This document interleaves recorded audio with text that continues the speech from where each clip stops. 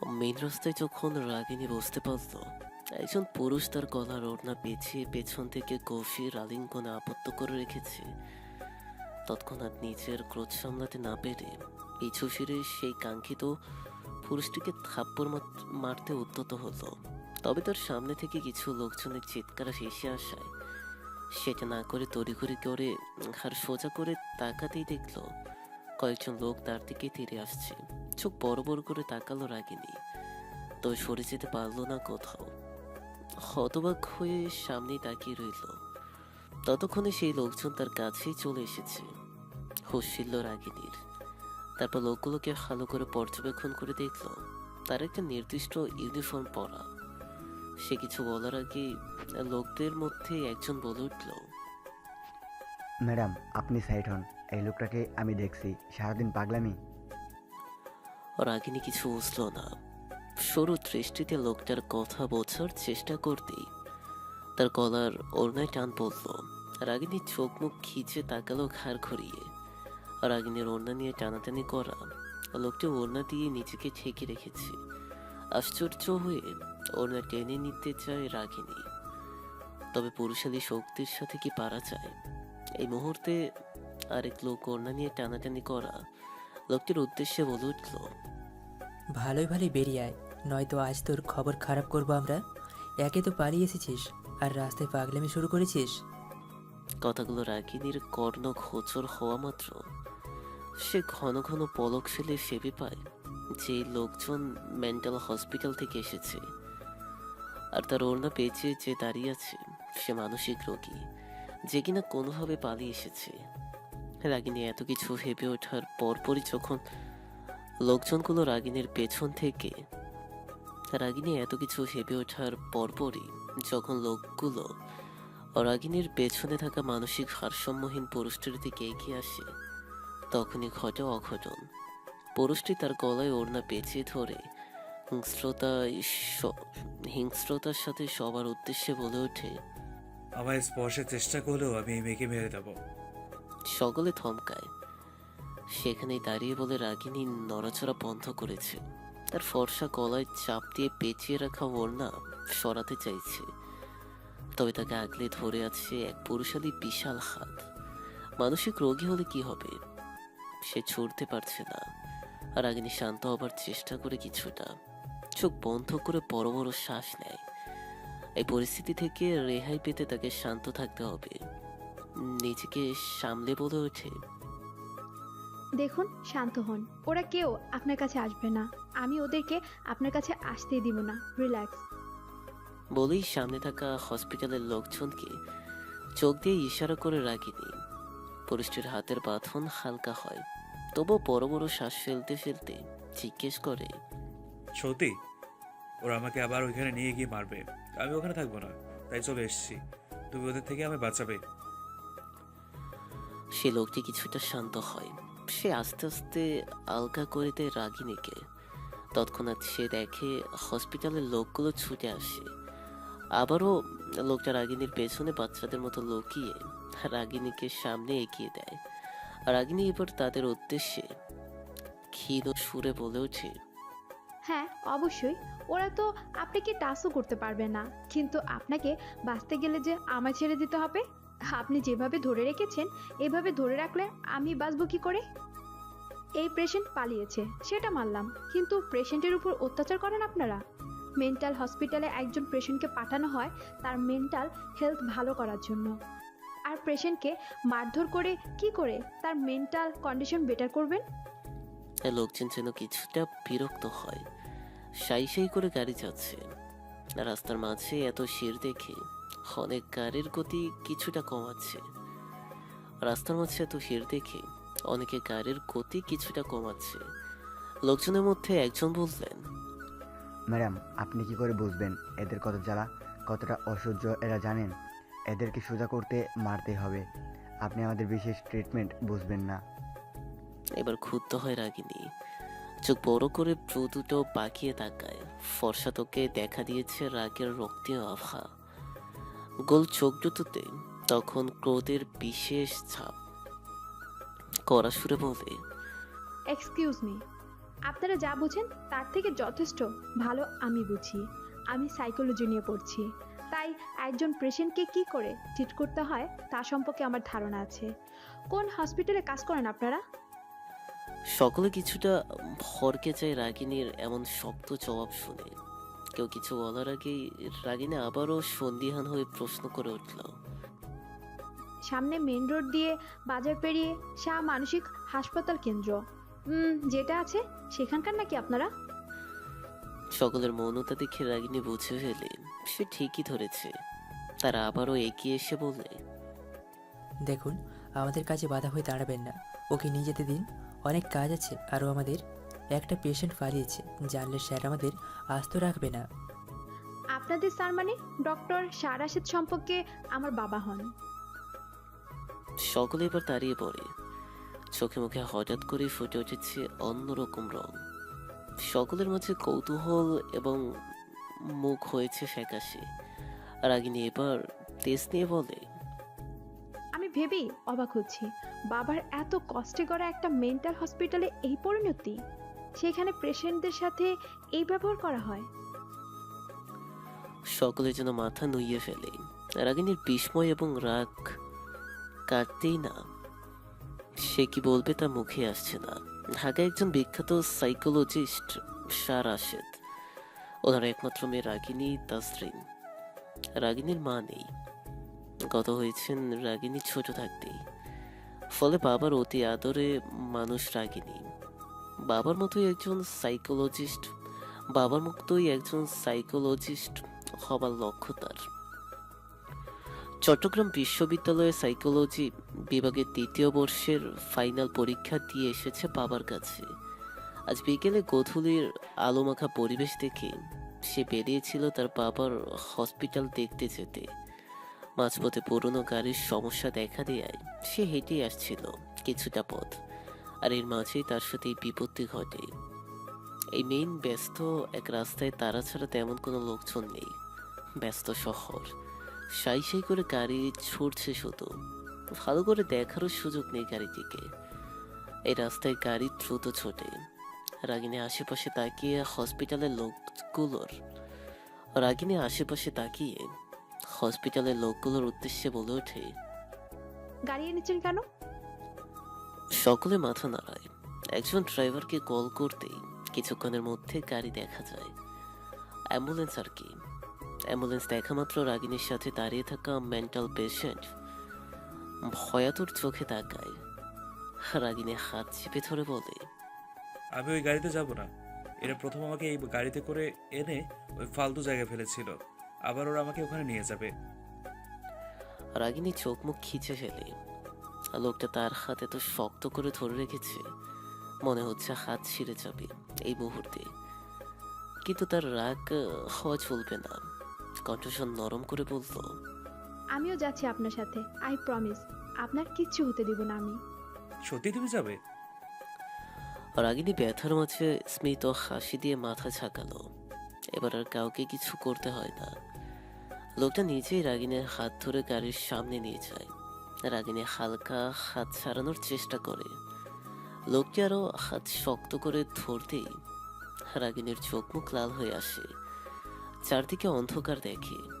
গাড়ির সামনে দাঁড়াতেই সে রাগিনীর হাত ছেড়ে উঠে একা একা গাড়িতে বসে পড়ে, তাও আবার পায়ে পা তোলে। লোকটা তো বেশ স্টাইল জানে। রাগিনী হাত ছাড়াবে বড় শ্বাস নেয়।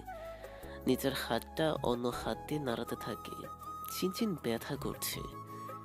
বড় চোখ দুটো ছোট হয়ে আসে গোধূলির সুপ্ত সূর্যের তাপে। সূর্য ডুবে যাওয়ার আগে ঝিলিক দিয়ে যাচ্ছে, তাও সরাসরি রাগিনীর মুখের ওপর। রাগিনী খেয়াল করলো লোকটা তার দিকে ধীর দৃষ্টিতে চেয়ে রয়েছে। রাগিনী খেয়াল করা মাত্র লোকটা গম্ভীর হয়ে বলল, আমার সাথে যাবে বলছো? So come in. রাগিনী হতভম্ব। তার জানা মতে সামনে থাকা লোকটা একজন পেশেন্ট। তার কথাবার্তার ধরন দেখে বর্তমানে মনেই হবে না। তার বসার ধরনও পাল্টেছে। অদ্ভুত তো। ততক্ষণে হসপিটালে লোকজন চলে আসে। রাগিনীর উদ্দেশ্যে একজন বিনয়ের সাথে বলে ওঠে, ম্যাম, অবাক হবেন না, সে পার্সোনালিটি ডিসঅর্ডারের পেশেন্ট। আমাদের হসপিটালে সব থেকে ভয়ানক যেসব পেশেন্ট হয় তার মধ্যে এই টাইপ পেশেন্ট সব কিছু ঊর্ধ্বে। এই পেশেন্ট দুই ধরনের আচরণ করবে আপনার সাথে। এখন গম্ভীর হয়ে গেছে, হয়তো এটাই তার আসল চরিত্র। লোকটা আরো বলতে চায়, আর রাগিনী থামিয়ে দেয়। সে বাকিটা জানে, এই বিষয়ে পড়েছে। এক ভয়ানক মানসিক রোগ। অতঃপর রাগিনী কিছুটা থেমে বলে, আমিও যাব আপনাদের সাথে। বলেই সেও গাড়িতে উঠে লোকটির সামনাসামনি বসে পড়ে। গাড়ি চলতে শুরু করে। রাগিনীর দুটো গভীর আখের দৃষ্টি নিবন্ধ সামনে থাকা সেই পুরুষটির দিকে। অগোছালো চুল, ঝাঁকড়া উস্কো খুস্কো চুল, আর দাড়িগুলো খুব একটা বড় না হলেও পুরোপুরি অগোছালো। চোখে মুখে বিশাল এক সুবিশাল দেহের অধিকারী। তবুও লোকটা বিনা একটা পেশেন্ট। তবুও লোকটা কিনা একটা পেশেন্ট। হঠাৎ এক প্রশ্নের ধ্যান ভাঙে রাগিনীর। এখনো তোমার নামটাই জানা হলো না। So name? রাগিনী থতমত খায়, গলা খাকারি দিয়ে উত্তর দেয়, রাগিনী তাজরিন। আপনার? কোহিনুর। আর পুরো কথা সম্পূর্ণ না করেই সে থামে, কিছু একটা ভাবতে থাকে। তাদেরকে রাগিনী আগ্রহ নিয়ে জিজ্ঞেস করে, কি ভাবছেন? I forgot something. তোমার নামে তেমন টাইটেল আছে, আমার নামেও তো থাকা উচিত, তাই না? কি টাইটেল সেটা ভুলে গেছি। রাগিনী কিছু একটা শব্দ করে হাসে আর মজা করে বলে, কোহিনুর রত্ন। কোহিনুর নামক লোকটি কোনো জবাব দেয় না, চুপ থাকে। আর রাগিনী বুঝতে পারে সে কথা বলার মোটে নেই। সেও চুপ হয়ে যায়। কোহিনুর বেশ চুপচাপ থেকে বলে আচমকা বলে ওঠে, তোমার নাম রাগিনী কেন? তুমি কি সবসময় রাগ করো? রাগিনী কিছুটা সেবে উত্তর দেয়, তা তো বাবা বলতে পারবে। বাবা আমার নামটা রেখেছিল। তোমায় দেখে মনে হয় না তুমি অ্যাংরি বোম। হোয়াটএভার, কার মধ্যে কি থাকে বলা যায় না। রাগিনী কথা না বুঝতে পেরে চুপ করে থাকে। গাড়ি চলতে থাকে তার নিজ গন্তব্যে। হাতে ফোন ধরে জানালার কাছে বসে অনবরত কথা বলছে এক সুদর্শন পুরুষ। তার কণ্ঠে চাপা উত্তেজনা। পুরুষটির শক্ত কণ্ঠ শুনে ফোনের ওপাশ থেকে ঠোক গিলল মেহরাজ। কাঁপা সুরে বলে ওঠে, I want all information of this girls at any cost. জি স্যার। মেহরাজের কথা শুনেও ক্ষান্ত হলো না সে। টান টান হলুদ ফর্সা চেহারায় বিন্দু বিন্দু ঘাম, মুখ ভঙ্গিতে ভীষণ কঠোরতা। গোছা গোছা দাড়ি একটু ওপরে, ডান ডালের কালো তিল চোখে পড়ার মতো। মেহরাজ নিজেকে সামলে বলে ওঠে, স্যার, মেয়েটা খুঁজ পেয়েছি। মেয়েটার নাম রাগিনী তাজরনি, সাইকোলজি বিভাগে পড়াশোনা করছে। আচ্ছা, একটা ভালো স্টুডেন্ট কি করে এত বড় অপরাধী হতে পারে স্যার? আজকাল তো পুলিশ ডিপার্টমেন্টের কিছু অফিসার ক্রাইমের সাথে যুক্ত থাকে। ইভেন বড় বড় ফেমাস পার্সনের অনেকে মাফিয়া দলের সাথে যুক্ত থাকে। এটা কি অস্বীকার করতে পারি? সেই পুরুষটিকে কণ্ঠে আগের মতোই জোর রেখে কথাগুলো বলল। মেহরাজ ভেবে বলল, না স্যার, আপনার কথাগুলো ভুল নয়। সহজ সরল মুখ বলে তার অন্তরও সহজ সরল, সেটা ভেবে ভুল করো না Mehraj. There is something suspicious about this girls. আর আমি নির্জন আহমেদ সেটা বের করেই ছাড়বো। লেটস সি এই ইনোসেন্ট ফেসের মাঝে কি লুকিয়ে। আবার চেঞ্জ করা এখনো হয়নি, বাকি আছে। বাইরে আছেন, বাইরে থাকুন। ঘরের ভেতর থেকে কোহিনুরের কড়া কণ্ঠ শেষে আশায় পলাশ ও আজিম দুজনের দিকে তাকাতাকি করে রাগিনীর দিকে তাকায়। রাগিনী হালকা কেসে ওঠে। পলাশ ও আজিম দুজন হসপিটালের পেশেন্টের কেয়ারটেকার। তাদের সাথে দাঁড়িয়ে আছে আরেকজন পেশেন্ট। মূলত সেই পেশেন্টকে এক প্রকার ধরে পেতে বের করে দিয়েছে কোহিনুর চেঞ্জ করবে বলে।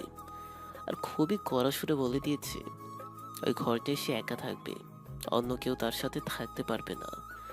সে পেশেন্টকে বের করে দেওয়ার পরেও সে এখানেই দরজার কাছে দাঁড়িয়ে। সেও গড়গড় করে বলে উঠল, আমি এই ঘরে থাকবো, খালি দরজাটা খুলে দেখ, তারপর বুঝিয়ে দেব ঘরটাতে কে থাকবে।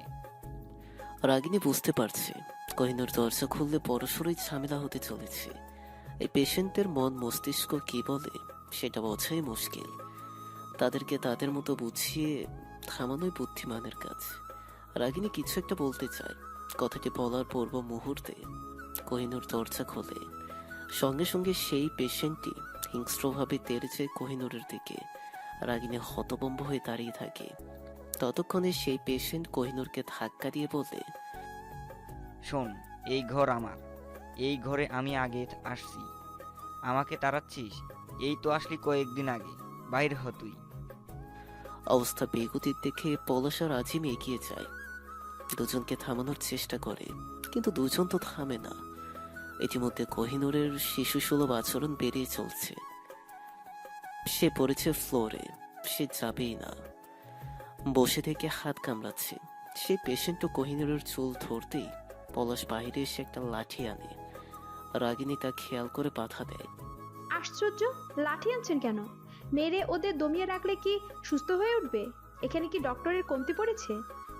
ইমিডিয়েটলি একটা ডক্টর ডাকুন। ডক্টরই এদের শান্ত করতে পারবে। Just go. পলাশ ছুটে যায়। আজিম চেষ্টা চালায়। আজিমকে হঠাৎ ধাক্কা দেওয়া হয়, সে পড়ে যায়। কোহিনূরকে দাঁড় করিয়ে তাকে ইচ্ছে মতো ধাক্কা দেওয়া হচ্ছে দেখে রাগিনীরও মাথা কাজ করে না। সে ছুটে যায়, সেই রোগীকে সরাতে চায়, কিছু বলতে চায়।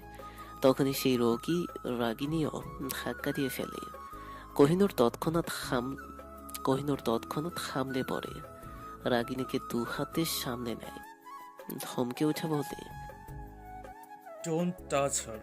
I know you a mental patient, কিন্তু যখন তখন যা ইচ্ছে সহ্য করবো না। রাগিনী ফ্যালফ্যাল করে চেয়ে থাকে। এই কোহিনূর নামক মেন্টাল পেশেন্ট সত্যি অন্যরকম। এমন বিষয়ে রাগিনী আগে জানতো না। অবশ্য সে শুনেছে পার্সোনালিটি ডিসঅর্ডার আক্রান্ত রোগীদের অবস্থা এমনই হয়। এক এক সময় এক এক আচরণ করে ফেলে। কখনো হিংস্র হয়ে ওঠে, আবার কখনো শিশু সুলভ, আবার কখনো ম্যাচিওরড। রাগিনীর এই তাকিয়ে থাকা দেখে কোহিনূর ঠোঁট উল্টায় আর হঠাৎ বাচ্চাদের নিয়ে বলে ওঠে, তুমি তো আমার বন্ধু, আমি তো তোমাকে বন্ধু মনে করি। আর এই লোকের কত বড় সাহস আমার বন্ধুর গায়ে হাত দেয়! আমি তো একে ছাড়বই না। কথাটা শেষ হওয়া মাত্র কোহিনূর ছুটে লোকটার গলা চেপে ধরে। আজিমও আটকাতে আসে। রাগিনীও দিশেহারা হয়ে ওঠে। তখনই পলাশ ডক্টর নিয়ে আসে। সবাই মিলে কোহিনূরকে ছাড়াতে সক্ষম হলেও সে পেশেন্ট এই ঘর ছাড়তে রাজি না। সে বারবার বলে চলেছে, এটা আমার ঘর। ডক্টর মাঝখানে বলে ওঠেন, আপনি এই ঘরে থাকলে এই লোক আপনার গলা আবার চেপে ধরবে। তখন আপনি বাঁচবেন না। তখন কি হবে বলুন তো? তাহলে এই লোকটাকে বের করেন। জেদ ধরে বলে পেশেন্ট।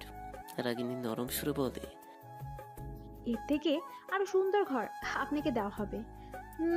আপনি যদি এদের সাথে যান তবে। রাগিনীর শান্ত কথা সে বিশ্বাস করে। পলাশের আজিমের সাথে সে ঘর থেকে বেরিয়ে যায়। রাগিনী হাঁপ ছেড়ে বাঁচে। কোহিনূরের পানে যে দেখে সে হাত কামড়াতে ব্যস্ত। রাগিনী দৃষ্টি সরিয়ে ডক্টরের দিকে তাকায়। ডক্টরের অ্যাপ্রনের নেম প্লেটে লেখা ডক্টর রাজিন লেখা। রাগিনী স্বভাবসুলভ হাসি দিয়ে বলে, সো ডক্টর রাজিন, এই হসপিটালে আপনি সহ ডক্টর কয়জন? ডক্টর রাজিন জনাব বলে, 15 জন। আপনাকে চিনলাম না। আপনি কার অভিভাবক? মিস্টার কোহিনূরের? কিন্তু আমার জানা মতে তো ওনার কোনো অভিভাবক নেই। ডক্টর রাজিন জবাব দেয়, আমি ডক্টর শাহ রাশেদের মেয়ের রাগিনী তাসরিন। অনেকদিন পর বাড়িতে এসেছি, তাই এই হসপিটাল দেখতে এলাম। কিন্তু এখানে যা অবস্থা তা দেখে আমি আশাহত। 15 জন ডক্টর, অথচ প্রতিটা পেশেন্টকে কথায় কথায় মারার হুমকি দেওয়া হচ্ছে। একজন সাইকোলজিস্টের কাজ প্রতিটা পেশেন্টকে দিয়ে একবার মেডিটেশন করানো, তাদের সাথে আলাপ করা। কিন্তু এখানে আদৌ তা হয়? আমার বাবা কয়েক বছর ধরে কিছুটা অসুস্থ বলে এদিকটা দেখতে পারে না, তাই বলে এখানে তো বাজে অবস্থা হবে কল্পনা করতে পারিনি। আর কোহিনূরের অভিভাবক নেই মানে? তাকে যে এখানে ভর্তি করিয়ে দিয়ে গেছে সে বলেছে একটা অ্যাক্সিডেন্টে তার পুরো পরিবার ধ্বংস হয়ে গিয়েছে। সে একা বেঁচে গিয়েছে, তাও অতিরিক্ত আঘাত পেয়ে মেন্টাল মেন্টালের মধ্যে চলে গিয়েছে। আর সরি ম্যাম, আমাদের এই ব্যর্থতার জন্য। রাগিনী কিছুক্ষণ চুপ থেকে শক্ত গলায় উত্তর দেয়। সরি বলে লাভ নেই। এখানকার কেয়ারটেকার এবং আপনারা কথায় কথায় লাঠি চালানো বন্ধ করুন, নয়তো আমি নিজ দায়িত্বে আপনাদের কাজ বন্ধ করার ব্যবস্থা করব। ডক্টর রাজিনের মাথা নত হয়। কোহিনূর রাগিনীর পাশে চুপি চুপি এসে দাঁড়ালো। এক আঙুল দিয়ে রাগিনীর বাহুতে টোকা দিয়ে একটু নিচু হয়ে রাগিনীর সামনে ফিসফিস করে বলল, এই লোকটার সাথে কথা বলবে না তুমি বেশি। লোকটা শুধু ইঞ্জেকশন দিয়ে ব্যথা দেয়। রাগিনী কোহিনূরের সাথে কথা মেলানোর জন্য বলল, আচ্ছা বলছি না, আমি এখন যাই, আমার কাজ আছে। আপনার ঘরে আপনি ছাড়া অন্য কেউ থাকতে আসবে না, চিন্তা করবেন না। আমি এখন যাই, পরে আবার আসবো, ঠিক আছে? কোহিনূর রাগিনীর এই কথা শুনে খপ করে রাগিনীর হাত নিজের হাতের হাজে নিয়ে শক্ত করে চেপে ধরে বলে, কি আশ্চর্য, আমি ভাবলাম তুমি আমার সাথে থাকবে, তাই তো কাউকে আমার ঘরে আসতে দিলাম না। তুমি আর আমি থাকবো।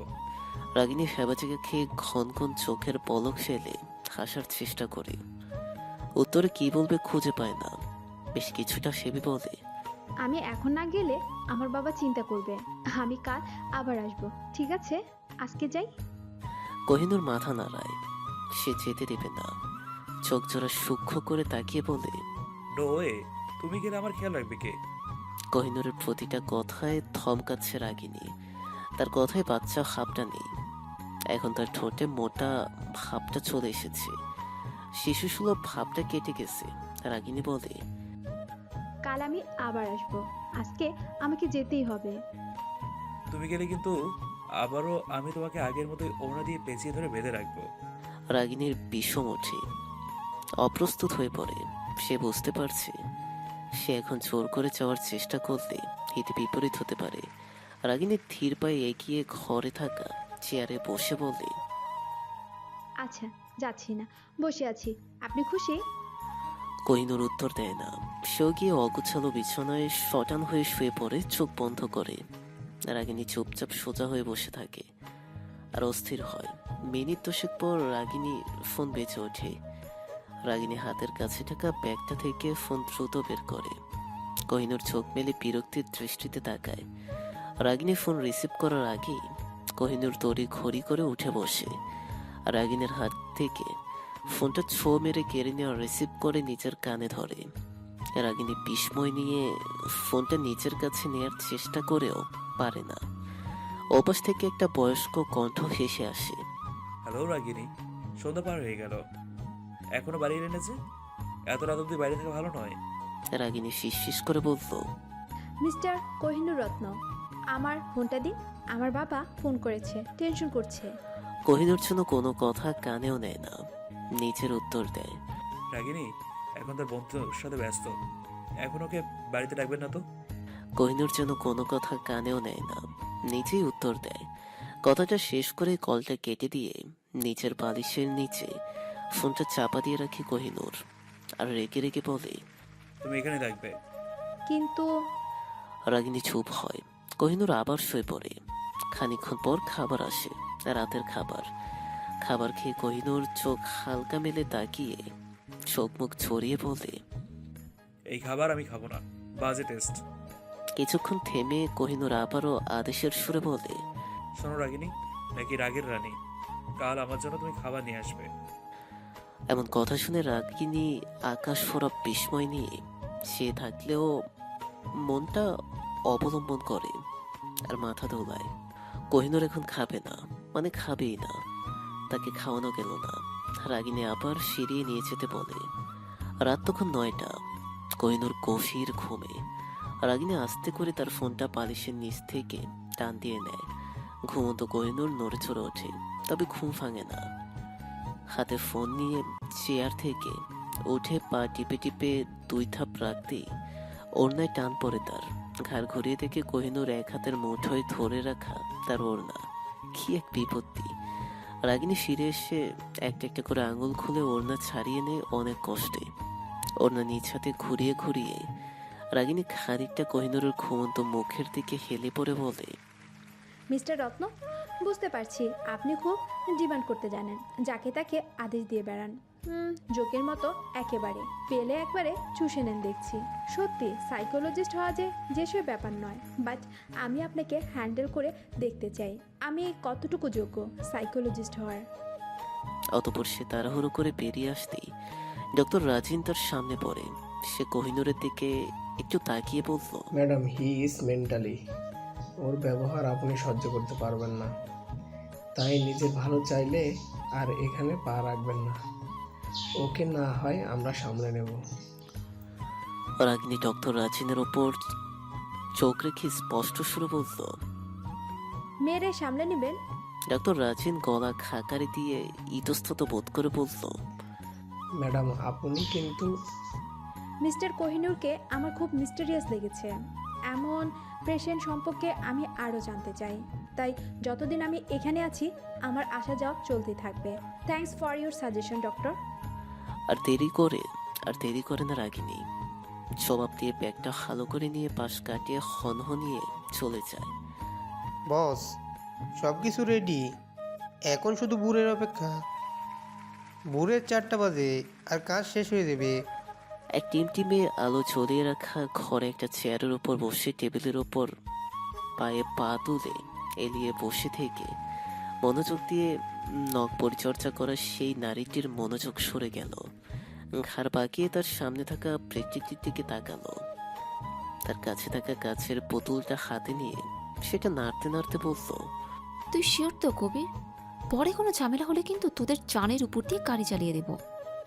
এই বস কোনো ঝামেলা পছন্দ করে না। কোনো সমস্যা হইতো না, আপনি দেখেন খালি, আমি নিজেই সব সেট করে দিয়ে আসছি। সমস্যা না হলেই ভালো। আমরা যে চট্টগ্রাম থেকে ঢাকায় এসেছি সেটা এবার সবাই জানতে পারবে। সব পাবলিকের মনে ভয় সৃষ্টি হবে। সবাই ভয়ের বলে দ্বারা উচ্চস্বরে আমাদের welcome হেসে করবে। ওঠে সেই নারীজন। কবিরও তা দেখে হাসে। সে পুতুলটা রেখে ঘড়ির দিকে তাকায়। ঘড়িতে 9:45 বাজে। মনে মনে গুনে নেয় সেই সময়। অতঃপর উচ্ছ্বসিত হয়ে বলে, আর তো বেশি সময় নেই। সময় হবে আর ঘুমন্ত অবস্থায় অফিসার আলম সহ তার পুরো পরিবার বুম। তার হাসি প্রখারও হয়। চেনা চেহারায় সেই হাসিটাও অচেনা লাগে। সে কবিরের দিকে তাকিয়ে বলে, যা যা তাড়াতাড়ি হুইস্কির বোতলটা নিয়ে আয়। এখনই সব রেডি রাখি। ওদিকে আগুন জ্বলবে, এদিকে আমরা আনন্দ করব। এত রাত অবধি বাইরে থাকা ঠিক নয় রাগিনী। ঢাকা শহরটা খুব একটা ভালো নয়, সাবধানে চলতে হবে তোমাকে। বাইরে থেকে সবে বাড়ির হলরুমে প্রবেশ করতেই একটা হাড়ি কণ্ঠ এসে আসতেই হাতে থামালো রাগিনী। চোখ গোল করে তাকালো ডাইনিং এর দিকে। টেবিলে 2 হাত রেখে বসে রয়েছে এক অর্ধবয়স্ক লোক। চুলগুলো অনেকটা পেকে গিয়েছে, কিছু কিছু কালো চুল অবশিষ্ট। চোখে মোটা ফ্রেমের চশমা। শান্ত দৃষ্টিতে রাগিনীর দিকে তাকিয়ে লোকটি ডক্টর শাহ রাশেদ, রাগিনীর বাবা। রাগিনী হাতের ব্যাগটা সোফায় রেখে ডাইনিং টেবিলের কাছে এগিয়ে আসে। টেবিলের নিকট আসতেই বিভিন্ন খাবার দেখে রাশেদ সাহেবের উদ্দেশ্যে নরম সুরে জিজ্ঞেস করে, বাবা, এখনো খাওনি তুমি?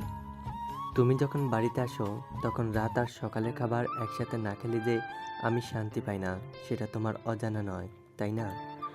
রাগিনী কিছু না বলে হলরুমের বড় ঘরের দিকে তাকায়। রাত 10:30 পেরিয়ে 11টার দিকে কাটা ছুটছে। দৃষ্টি সরিয়ে সে বেসিনের কাছে তাড়াতাড়ি গিয়ে হাতটা ধুয়ে নিয়ে আবারও টেবিলের কাছে এসে প্লেট হাতে নিয়ে খাবার বাড়তে বলল, আই এম সরি বাবা, আসলে এত ঘটনা ঘটে গেছে বিকাল থেকে যে আমার আসার মতো কোনো রাস্তাই ছিল না। কিন্তু তোমার শরীরটা ভালো নেই বাবা, তোমার রাত 10টার মাঝে ঘুমিয়ে যাওয়া উচিত। মেয়ে এত রাত অবধি বাইরে থাকলে কোন বাবার ঘুম আসবে চোখে? রাগিনী আর কোনো জবাব দিল না। মাথা নত করে রাশেদ সাহেবের কাছে খাবার প্লেট এগিয়ে দিয়ে বলল, তুমি খেতে শুরু করো, আমি ফ্রেশ হয়ে আসছি। রাগিনী নিজের ঘরে যাবার জন্য উদ্যত হয়। ফের বাবার এক প্রশ্ন শুনে থেমে যায়।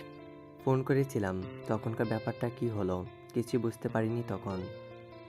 আমি তো আজকে তোমার হসপিটালে গিয়েছিলাম, সেখানকার একটা পেশেন্ট কোহিনুর, হুম, উনি তোমাকে এসব কথা বলেছিল। আসলে ঘটনাটা অনেক বড়। আমি ফ্রেশ হয়ে এসে ঠান্ডা মাথায় বলি, রাশেদ সাহেব আর কথা বাড়ান না, মৌনতা অবলম্বন করেন। রাগিনীও ফ্রেশ হতে নিজের ঘরে চলে যায়। রাতে বাবা মেয়ে একসাথে খেতে খেতে রাজ্যের সব গল্পগুজব করতে আরম্ভ করলো। রাশেদ সাহেব মানুষটি একা। রাগিনীর মা মারা যাবার পরও বিয়ে করেননি। মেয়ের মুখের দিকে তাকিয়ে রাগিনীও সুযোগ পেল চট্টগ্রাম বিশ্ববিদ্যালয়ে পড়াশোনা করার। ফলে মেয়েটার সাথেও সময় কাটানো হয় না তার। ছুটিতে মেয়েকে পেলে গম্ভীর মানুষটিও ভারী গল্পগুজব করেন।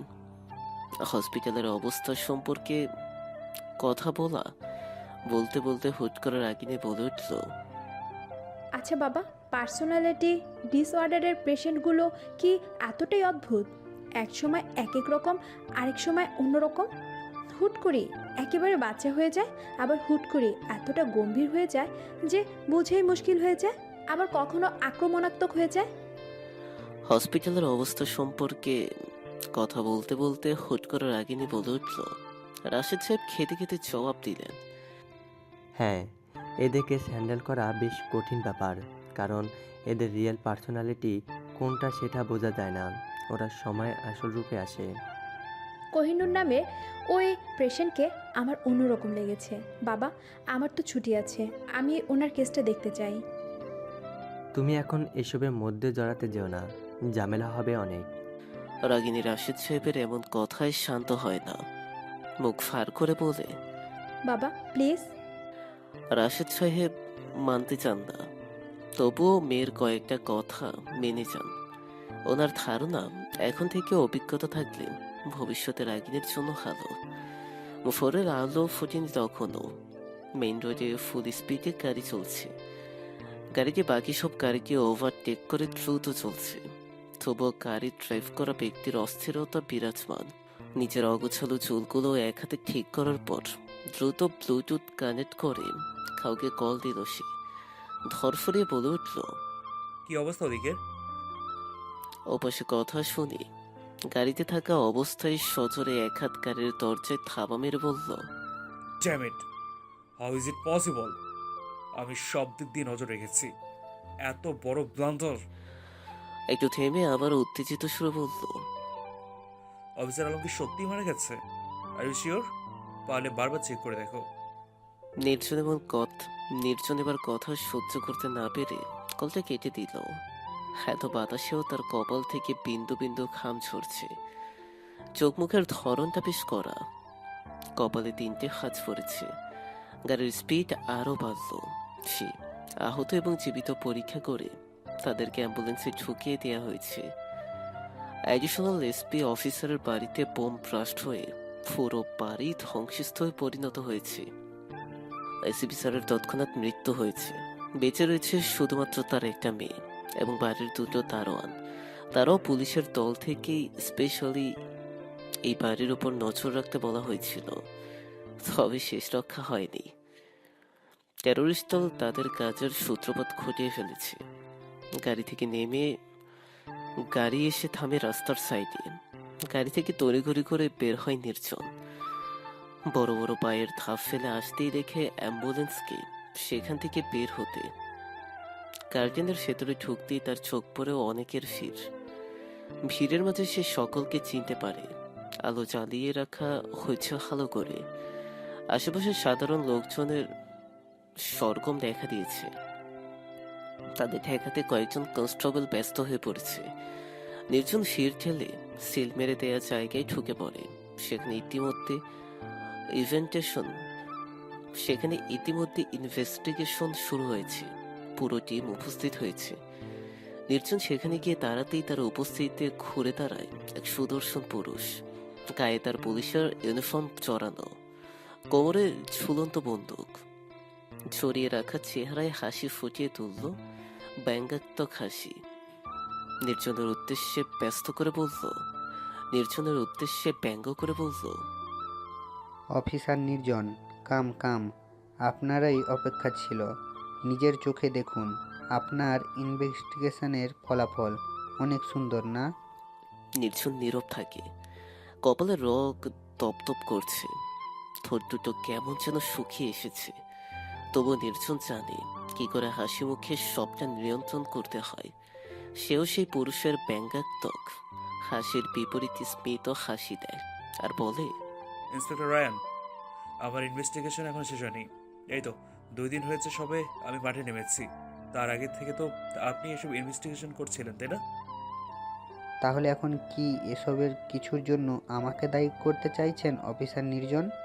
নির্জন আরো খানিকটা শব্দ করে হেসে দিয়ে বলে, জোকস অ্যাপার্ট, এই সময়েও আপনার জোকস করতে ইচ্ছে করছে? Obviously not. আপনার কথাতে মাঝে মাঝে জোকস এমনি এমনি এসে যায়।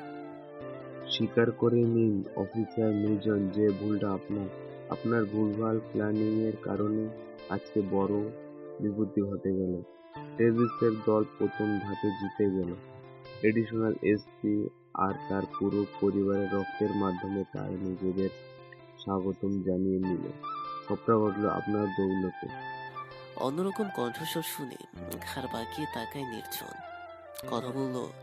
কথাগুলো ইন্সপেক্টর রায়ানের পার্সোনাল কনস্টেবল শেখরের।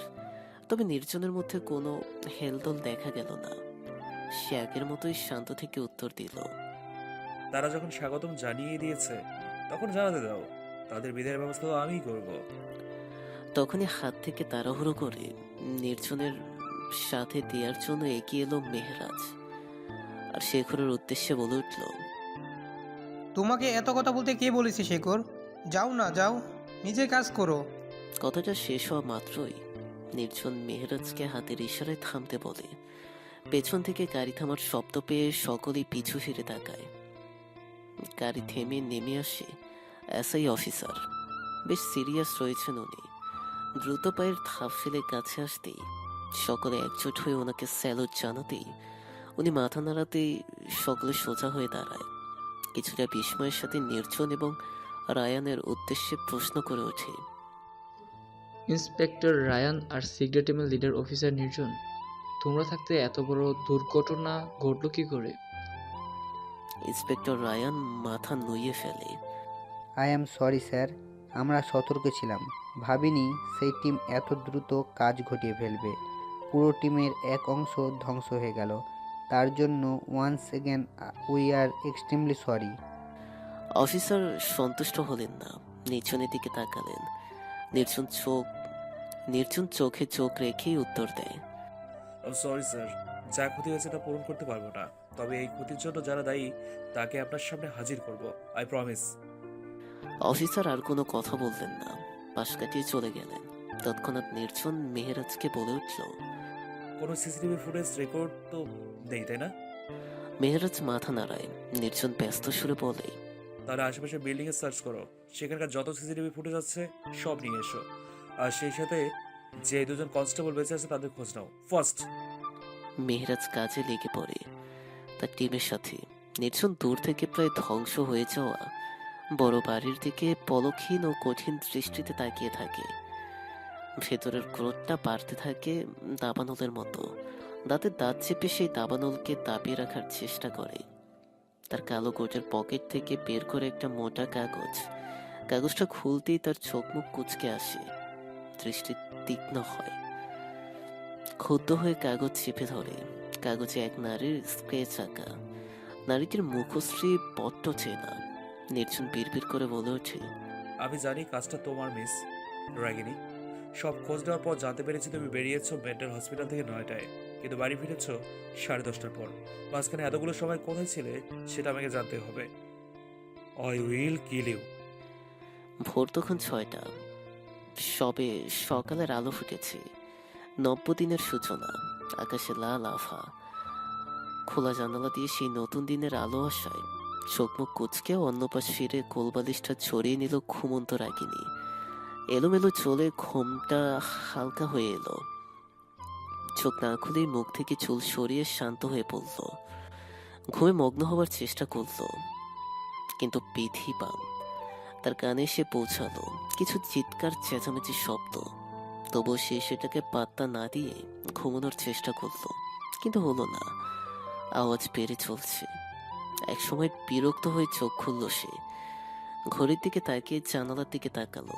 একরাশ বিরক্তির ছাপ তার মুখে। আড়মোড়া ফেসে উঠে পড়ল সে। আড়মোড়া ভেঙে উঠে পড়ল সে।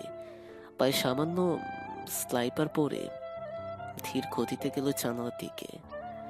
পায়ে সামান্য স্লিপার পরে ধীর গতিতে গেল জানালার দিকে। ভালো করে পর্দা সরিয়ে বাহিরের দিকে চোখ দিতেই চোখ চড়ক গাছে পরিণত হলো তার। অসহ্যরে বলে উঠল, কোহিনূর। ঘুমটা চোখ থেকে এবার ছুটে গেল। আর কিছু না ভেবে বাহিরের দিকে ছুট লাগালো। সিঁড়ি বেয়ে নেমে হলরুম পেরিয়ে সদর দরজায় লক খুলে বাইরে বের হতেই চোখে পড়ল এলোমেলো অবস্থায় কোহিনূরকে। দারোয়ান তার দিকে লাঠি তাক করে আছে। দুজনে তর্কাতর্কি করছিল। রাগিনী ভাবলেশীন হয়ে সামনে থাকা এলোমেলো সেই লোকটির দিকে তাকিয়ে থাকে। কিন্তু কোহিনূর তো সে রাগিনীর দেখা পাওয়া মাত্রই রাজ্য জয়ের হাসি দিয়ে কোনো কিছুর তোয়াক্কা না করে ছুটে এসে শক্ত করে রাগিনীকে উচ্ছ্বাসের সাথে জড়িয়ে ধরে বলে, এই তো রাগের রানীর দেখা পেয়েছি। আংশিক কোহিনূরের এমন জড়িয়ে ধরাতে হতবাক হয়ে কোনো রকম কথা ছাড়াই চোখ গোল গোল করে স্থির হয়ে দাঁড়িয়ে থাকে রাগিনী। সকাল সকাল এমন চমক পেয়ে মাথা ঘুরছে তার। সেই সাথে কিচকিচ করছে বেশ কিছু প্রশ্ন। কোহিনূর কি করে তার বাড়ি চিনল, আর এলোই বা কিভাবে? সব মিলিয়ে রাগিনী কি বলবে বা করবে ভেবে পাচ্ছে না। অন্যদিকে দারোয়ান চোখ বড় বড় করে তাকিয়ে আছে। কখন যেন চোখ দুটো বের হয়ে মাটিতে গড়াগড়ি খাবে তাই ঠিক নেই। একটা শুকনো ঢোক গেলে কোহিনূরকে আলতো ধাক্কা দিয়ে সরে আসার চেষ্টা করলো রাগিনী। তবে কোহিনূর তাকে ছাড়তে চাইল না, বরং সে নিজের গায়ের জোর দিয়ে এতটাই শক্ত করে চেপে ধরে যেন রাগিনীর হাড় মাংস কখন যেন এক হয়ে যাবে। চোখ দুটো বেরিয়ে আসার উপক্রম রাগিনীর। পিঠের হাড় কখন যেন ভেঙে যায়। এত জোরে ধরার কি আছে? ব্যথায় হঠাৎ চোখ মুখ খিচে ফেলে সে বিড়বিড় করে বলে, ইস, কোন জন্মের শত্রুতা পালন করছে কে জানে। যখন রাগিনীর দম বন্ধ হয়ে আসার পরিক্রম তখনই রাগিনী চিল্লিয়ে বলে ওঠে, কোহিনূর, আপনি এটা কি করছেন? এটা কেমন ধরনের জড়িয়ে ধরা? ছাড়ুন আমাকে।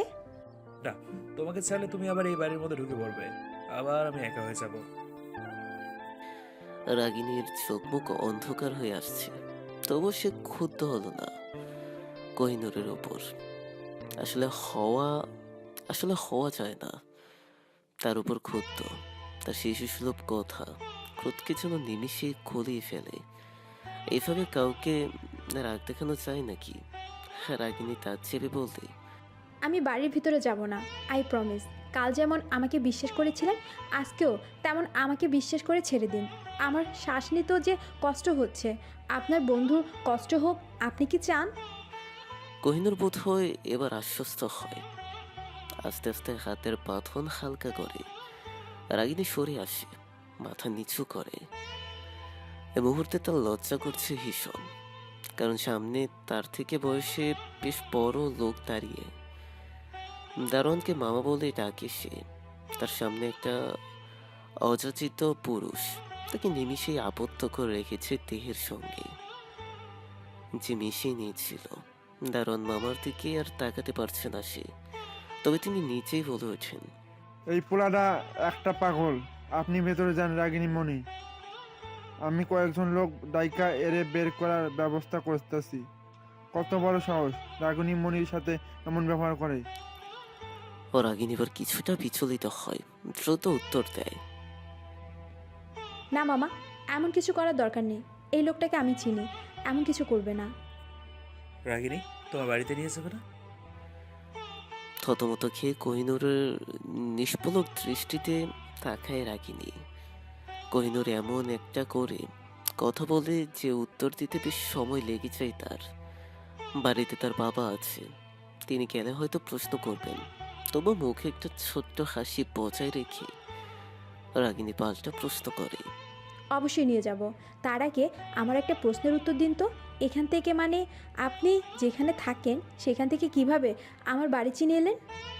কোহিনূর চুপ হয়ে যায়, মাটির দিকে স্থির হয়ে তাকিয়ে থাকে। তারপর অগোছালো আর শুষ্ক চুলে হাতে দিয়ে চুলকায়। রাগিনী উৎসুক নয়নে তাকিয়ে থাকে উত্তর শুনতে, তবে তাকে নিরাশ করে দিয়ে কোহিনূর ঠোঁট উল্টিয়ে মিনমিন করে বলে ওঠে। মনে নেই? রাগিনী হতাশাপূর্ণ চোখে তাকিয়ে থাকে এক ধ্যানে। কোহিনূর পুরো বড় সাদা সুন্দর বাড়িটা দেখতে থাকে আপন মনে। তারপর নিজ মনে হেসে উঠে বলল, তুমি এত সুন্দর বাড়িতে থাকো? তুমি বলেছো আমাকে নিয়ে যাবে ভেতরে। চলো তাহলে, আমাকে বাড়ি ঘুরিয়ে ঘুরিয়ে দেখাবে। রাগিনীর উত্তর না নিয়েই কোহিনূর নিচ থেকে বাড়ির সদর দরজা পেরিয়ে কৌতূহলের সঙ্গে প্রবেশ করে। রাগিনী তা দেখে তার পিছু পিছু ছুটে যায়। আপনি দাঁড়ান।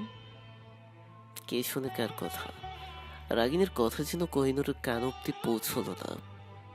হলরুমে পা রাখলো কোহিনূর। তখনই সিঁড়ি দিয়ে ধীর পায়ে নামছিলেন রাশেদ সাহেব। চশমাটা পড়তে পড়তে উনি কিছুটা জোরে সুরেই বলে উঠলেন, এত চেঁচামেচি কিসে হচ্ছিল বাইরে? সাইদুল, কোনো ঝামেলা হয়েছে নাকি? বাড়ির দারোয়ান সাইদুলকে ডেকে উঠলেন তিনি। তখনও তিনি কোহিনূরকে খেয়াল করেননি। সে সিঁড়িতে নেমে হঠাৎ সোফার কাছে অচেনা মুখ দেখে স্বাভাবিকভাবেই চমকে উঠলেন। এই, কে তুমি? আমার বাড়িতে কি করছো? সাইদুল, আমার বাড়িতে কাকে ঢুকতে দিয়েছিল অনুমতি ছাড়া? পিছু পিছু কিছুটা দৌড়ে এসে কোহিনূরের কাছে দাঁড়ায় রাগিনী। যা হয়বার ছিল তাই হয়েছে। তার বাবার ঘুম ভেঙে গিয়েছে। রাগিনী রাশেদ সাহেবকে শান্ত করার জন্য বিচলিত সুরে জবাব দেয়, বাবা শান্ত হও, উনি কোহিনূর, মনে আছে কাল যার কথা বলেছিলাম? রাশেদ সাহেবের উত্তেজনা কমলো কিছুটা। ওনার হার্টের সমস্যা আছে, একটুতেই উত্তেজিত হয়ে পড়েন। এই জন্যই রাগিনী ভয় পাচ্ছিল। রাশেদ সাহেব কিছুটা গম্ভীর্য ধারণ করে বললেন, হ্যাঁ মনে আছেন, কিন্তু ও এখানে কি করে? রাগিনী মাথা নিচু করে মাথা নাড়ায়। অর্থাৎ সে নিজেও জানে না। রাশেদ সাহেব আর কোনো প্রশ্ন করেন না। দৃঢ় দৃষ্টি রাখেন কোহিনূরের দিকে। তবে কোহিনূরের কোনো ভ্রুক্ষেপ নেই তাতে। সে বাড়ির আশেপাশের পরিবেশ দেখতে মগ্ন। ওপরে বড় ঝড়বাতি, সোফা, কাচের চকচকে জিনিসপত্র বেশ আগ্রহ নিয়ে দেখছে সে। রাশেদ সাহেব শুধু তার অঙ্গভঙ্গি পর্যবেক্ষণ করছেন এবং অপেক্ষায় আছেন রাগিনী কি করে তাকে সামলায় সেটা দেখার জন্য। কারণ সে নিজ থেকে কোহিনূরের সুস্থতার দায়িত্ব নিয়েছে।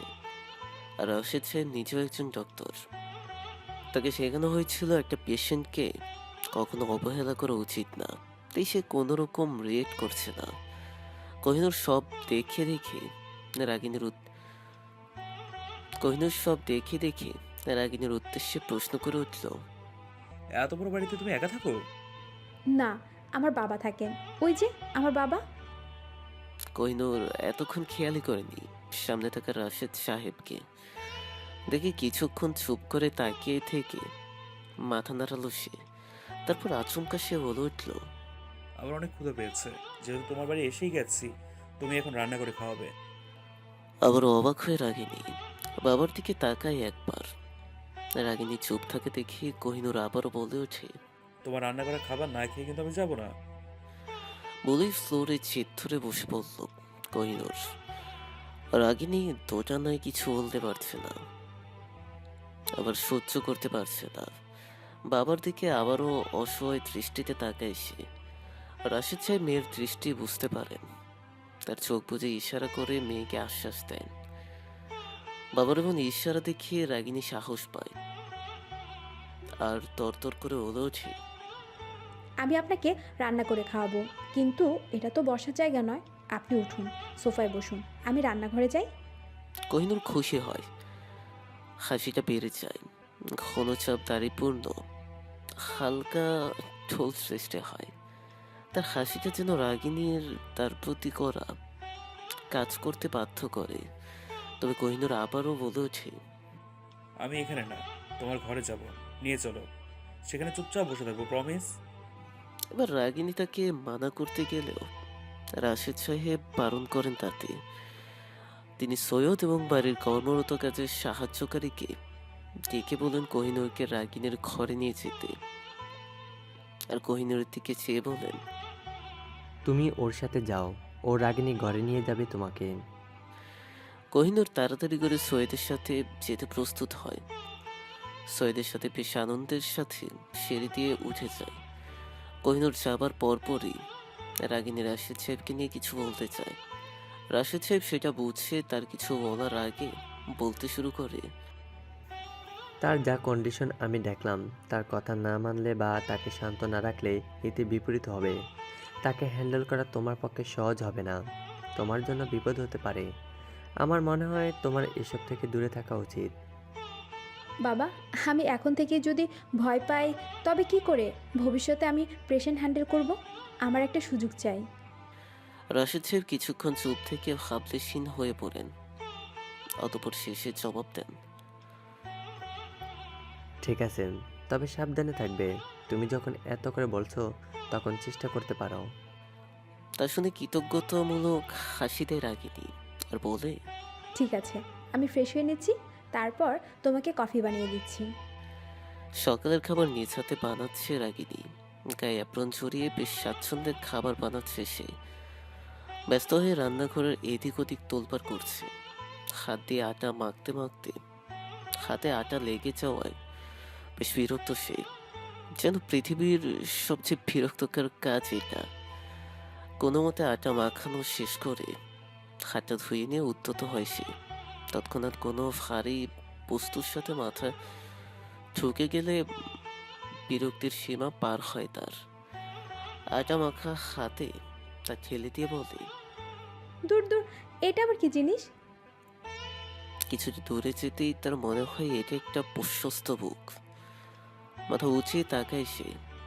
কোহিনূরের চেহারা দেখা মাত্র ফোরকে 2 পা পিছিয়ে গিয়ে জিজ্ঞেস করে, এ কি আপনি? কোহিনূর এবার হাসে। তার এবারের হাসিতে সেই শিশুসুলভ ভাবটা দেখতে পেল না রাগিনী। ঠোঁট বাঁকিয়ে হাসছে। তারপর কোহিনূরের শীতল সুর বেজে ওঠে রাগিনীর গানে। মে আই হেল্প ইউ রাগিনী? আবারও কোহিনূরের এমন শান্ত এবং লাচ্ছাবের মতো কথাবার্তা শুনে বিষম খায় রাগিনী। জোরে জোরে কেসে ওঠে সে। সাথে সাথে পাশ থেকে একটা গ্লাস নিয়ে দ্রুত কাছের চোখ থেকে পানি ঢেলে তার দিকে পানি এগিয়ে দেয় কোহিনূর আর বলে ওঠে, আমার সামান্য কথা বিষম খেলে কি করে চলবে? হ্যাঁ, টেক ইট। পানিটা কাপা হাতে নিয়ে ঢক ঢক করে পান করলো রাগিনী। বড় বড় শ্বাস ফেলেই এই শীর্ণ কোহিনূরের দিকে দৃষ্টি রাখলো সে। এই কোহিনূরের দিকে তাকাতে তার কেমন যেন লাগে, সংকোচ বোধ হয়।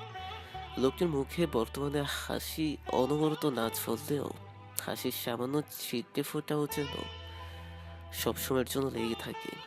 চোখ সরিয়ে নিল রাগিনী। বেসিনের কাছে গিয়ে হাত ধুয়ে নিতে নিয়ে বেসিনের কাছে গিয়ে হাত ধুয়ে নিতে বলতো। বেসিনের কাছে গিয়ে হাত ধুয়ে নিতে নিতে বলতো, আমার হেল্প লাগবে না, আপনি বরং অপেক্ষা করুন, তাতেই আমার হেল্প হয়ে যাবে। Are you sure? Yes. Kohinoor এবার ফলমূলের ছুরি থেকে ফট করে ছুরি নিতেই ঘাবড়ে গেল রাগিনী। নেত্র পল্লব ছোড়া বড় বড় করে বলল, হঠাৎ করে ছুরি হাতে নিলেন কেন? ওটা রেখে দিন। রাগিনীর এমন আমতা আমতা কথা শুনে মুখের হাসিটা আবারও ফুটে ওঠে কোহিনূরের। ছুরিটা ঘুরিয়ে অন্য হাত দিয়ে ধারালো জায়গাতে বৃদ্ধা আঙ্গুল দিয়ে স্পর্শ করে বলে, তুমি কি ভয় পাচ্ছ মিস রাগিনী? রাগিনী উত্তর দেয় না। কোহিনূরের মতিগতি সে বুঝতে পারছে না। কোহিনূর তার ক্ষতি করে দিতে পারে সে ভাববে না, কারণ তার মানসিক অবস্থা ঠিক নেই। কিন্তু তাকে ফুল প্রমাণিত করে ছুরিটা আবার আগের জায়গায় রেখে দিয়ে রাগিনীর ভয় পাওয়াটা দেখে মজা নিয়ে বলে ওঠে, রিল্যাক্স, আমি তোমাকে বন্ধু বানিয়েছি। আর নিজের বন্ধুর কেউ ক্ষতি করে বুঝি? হ্যাঁ, ছুরি ধারাচ্ছে কিনা পরীক্ষা করছিলাম। তুমি তো দেখছি মৃত্যু ভয় পেয়ে গেছো। রাগিনী আবার নিজেকে সামলে নেয়। শুকনো ঢোক গেলে সেও না চাইতেও তাল মিলিয়ে ঠোঁট প্রসারিত করে হাসে। কোহিনূরের দৃষ্টি তার থেকে সরছেই না। তাই বলে মন খুলেও হাসা যেন সম্ভব হচ্ছে না। কোহিনূর তার দিকে দৃষ্টি রেখেই বলে, অবশ্য মৃত্যু ভয়কে কেউ তো উপেক্ষা করতে পারে না।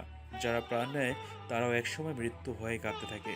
আর তোমার মতো একটা সুইট গার্লের এমন ভয় পাওয়া স্বাভাবিক।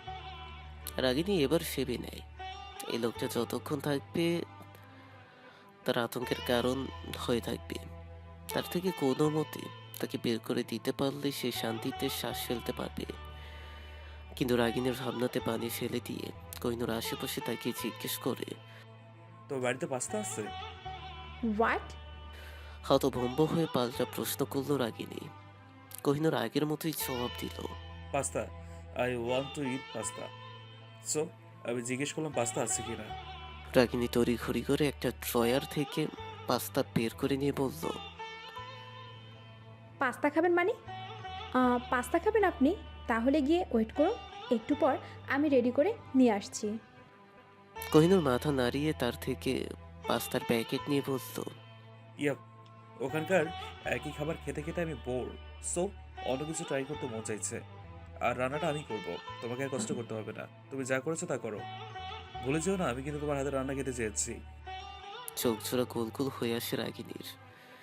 কোহিনূরের হাত থেকে প্যাকেট কেড়ে নিতে চাইলে কোহিনূর হাত উঁচু করে তা ধরে রাখে। ফলাফলস্বরূপ রাগিনী হুমড়ি খেয়ে আবারও মাথাটা ঠুকে যায় তার বুকে।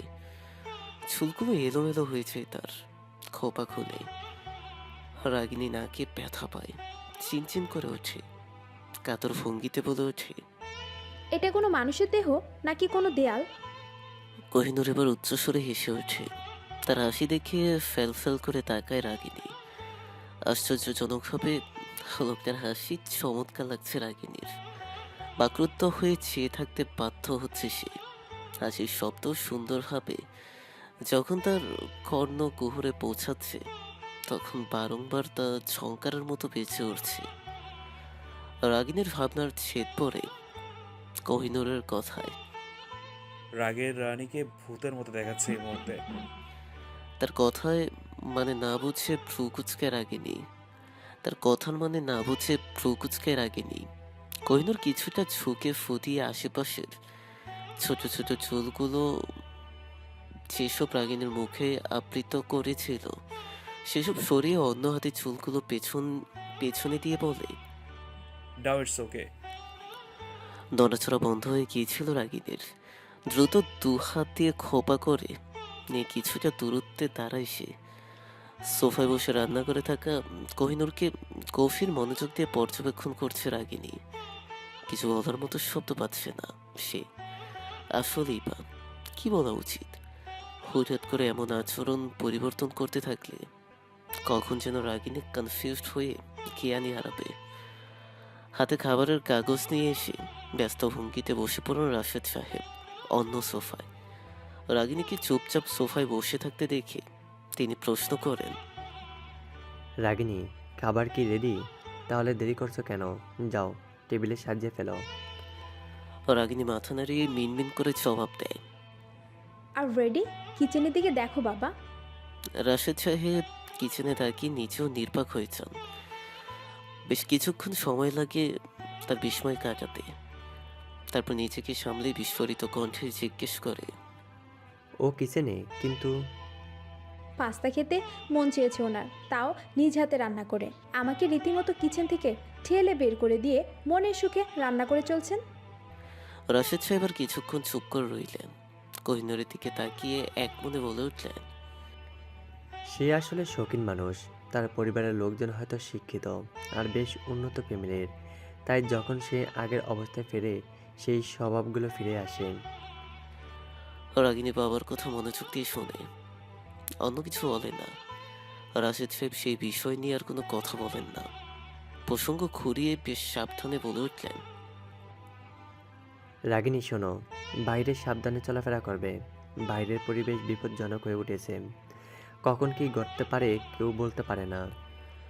শেষ কথাগুলো বেশ চিন্তিত কণ্ঠে বললেন রাশেদ সাহেব। রাগিনী কিছুটা ফিচেল গলায় বলল, কিছু ঘটেছে বাবা? খবরের কাগজে নিউজ বেরিয়েছে, শহরে একটা ভয়ানক টেররিস্ট টিম এসেছে। তারা শহরের আতঙ্ক সৃষ্টি করতে এসেছে, আর তারা এত কনফিডেন্টলি সব কাজ করছে যে পুলিশের সব টিম মিলেও তাদের ধরতে সক্ষম হচ্ছে না। অলরেডি তারা অ্যাডিশনাল এমপি অফিসারের বাড়িতে হামলা করেন, সেটা সূত্রপাত ঘটিয়েছে। আরও ক্ষতি করতে সময় লাগবে না। রাগিনী সেসব কথা শুনে চুপ করে থাকে। তারপর স্বাভাবিক সুরে বলে ওঠে, এটা নতুন কি বাবা? চট্টগ্রামে অহরহ ঘটনা শুনে শুনে অভ্যস্ত হয়ে গিয়েছি। এখন আর ভয় লাগে না। আমার জানা মতে সেই চট্টগ্রামের সব ধ্বংস করে তারই আবার ঢাকায় এসেছে, যাতে এখানেও তারা ধ্বংসের মাধ্যমে রাজত্ব করতে পারে। এই পুরো টিমটাকে কেউ ধরতে পারছে না। রাশেদ সাহেব মেয়ের দিকে কৌতূহল নিয়ে তাকান।